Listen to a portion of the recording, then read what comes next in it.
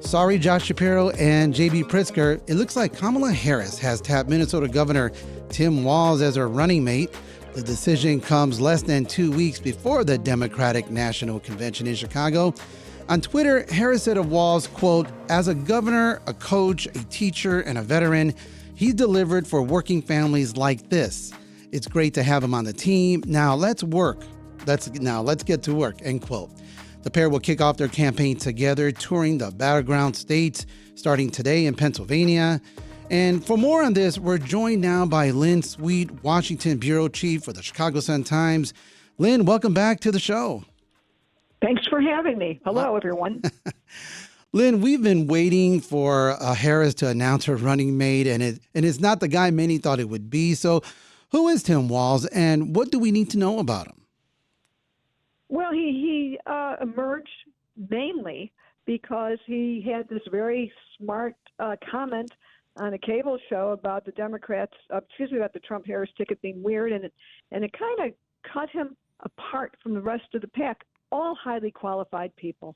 Harris was blessed with a very deep bench to pick from, and she picked Walz because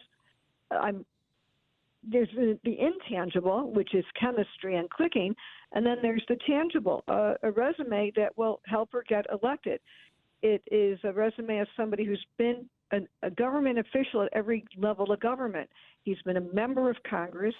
He's been a senator. He's a member of the military, a governor. He has been a member of the National Guard, which is something that resonates with a lot of people across the country, no matter what state. And he's been a high school history teacher and football coach. And he has a very folksy way about him that lets him communicate his democratic policies, wherever it is exactly you want to pin him in the spectrum. I'm not one for labeling him if he's a progressive or not. All of the people who are in the running are left of center. Sure. Well, Lynn, a lot of people here in Illinois thought maybe she would pick J.B. Pritzker. So what do you think knocked him and the others who were on the short list out of the running? Well, Pritzker was in the six-pack, and then when it came down to doing the in-person interviews, he was not one of the people in there. Harris had an abundance of riches. Pritzker had a really good story to tell, and he tried to tell it more in the quote in these last days. He put out a video talking about his accomplishments. But the reason he did not pick him exactly, if there is something specific, there's nothing I could tell you that pinpoints it. I think it's a matter that some other people in this jigsaw puzzle went further faster because they fit better.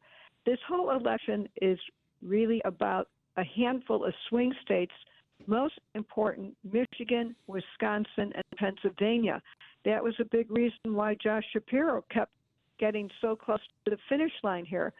A governor from Minnesota who has a track record of winning election to Congress in a Trump district, who governs in a state that is not as heavily Democratic as Illinois, is someone who is seen as somebody who could speak to people outside of him, outside of the core Democratic constituency, Sure. who is the base who's going to be there anyway. Also was born in Nebraska, has some other connections to rural America that may be very useful. Well, Lynn, it looks like Harris and Walz are going to hit the ground running because, they have a lot of time to make up for, less than 2 weeks into the DNC, 3 months into Election Day. What's next for the Harris-Walz ticket? Well, actually, they don't have a lot of time to make up for. There just is the time that they have because this whole phenomenon observing, and everyone who's listening, this is something that has never happened before, where you've had a presidential candidate created and picking a vice president. Just what are we now, in day 18?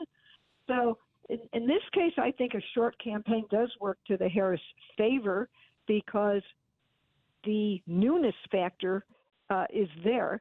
The next steps are a blitz of the swing states that they will be going through. Georgia and North Carolina were supposed to be part of it, But because of Tropical Storm Debbie, they may not stop there. But after Philadelphia, they're going to go to Eau Claire, Wisconsin, Detroit, Durham, North Carolina, and Savannah. Not clear if they can make it because of the storm. And Sure. then Phoenix and Las Vegas.